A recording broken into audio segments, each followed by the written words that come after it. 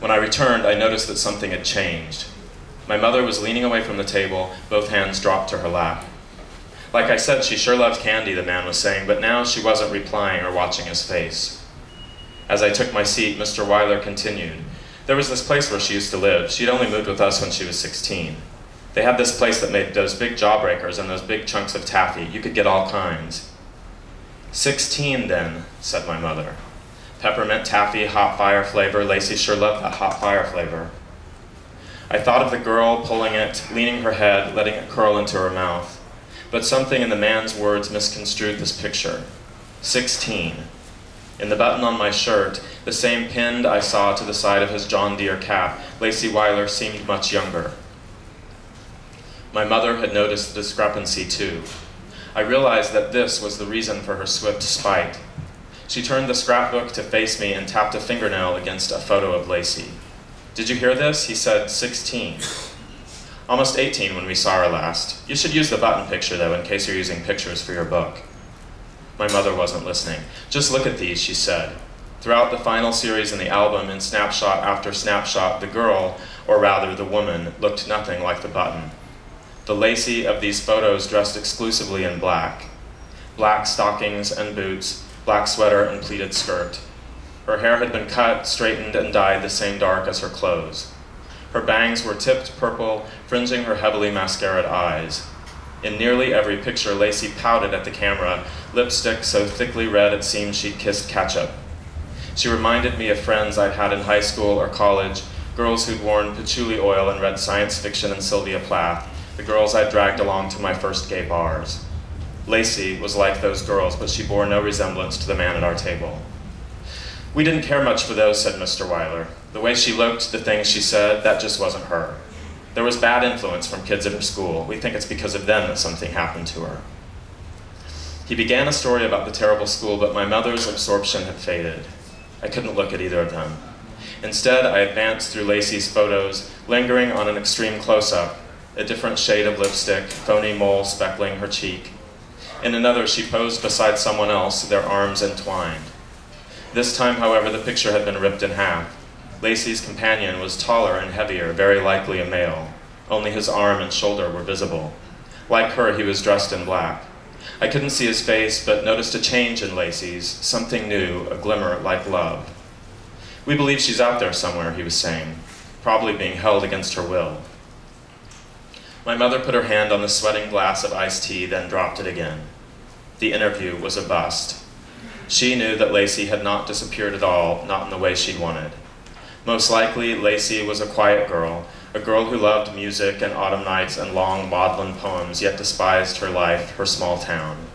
A girl who slumped in the back row during every spiritless, wounding class hour. A girl who finally escaped her grandparents. I could picture her speeding away in a car, her hand on his knee, this boy no longer torn from the photograph, but here now hers, for some city where her black would glitter instead of gloom. From the photos, likely taken by the boyfriend and stashed secret in her room, I felt I knew more about Lacey than her grandparents did. With a finger, I traced the gold flecks on the Formica tabletop, still unable to look at Mr. Weiler. Yet he rambled on, huddling closer to the machine as though he wanted each word sunk, dead target, into the pages of our book. The last time we saw her, she was chewing gum, he said. Somebody must have given it to her. What a good memory you have, said my mother. Now she sounded scornful, almost mocking. But she was 18 when you saw her last. I don't think it was bubblegum because it smelled like cinnamon, and they don't make cinnamon bubblegum, do they? I've never heard of it if they do. Beneath the table, her foot found mine, cue that she, too, wanted to leave. The cassette tape at some point had finished its track, but neither she nor I had bothered replacing it. Funny how your mind works, he said, when someone you love goes missing.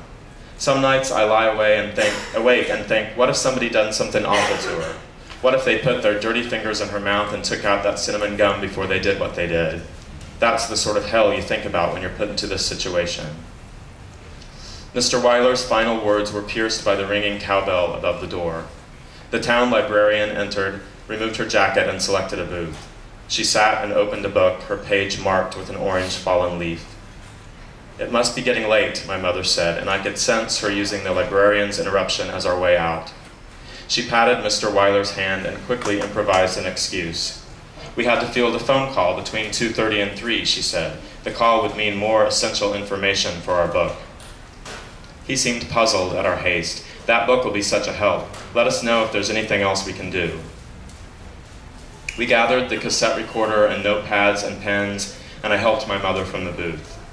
But before we could turn to walk toward the door, she paused, then took a single breath.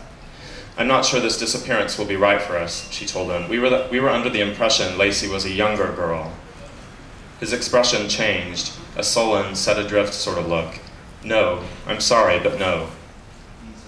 They were speaking too loudly.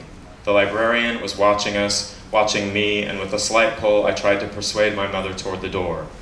She only slid back slightly, her shoes scraping the floor. The rest of her words rushed forth in a high, excited surge, emphatic so the whole room could hear. When I was a little girl, something happened to me, she said. I was kidnapped. Kidnapped and held in a basement with a boy, another kidnapped boy. A man and a woman did it. It was a very old man and an old woman, and they held us there. Mr. Weiler put his hand to his mouth, his clenched jaw, his furrowed, questioning brow.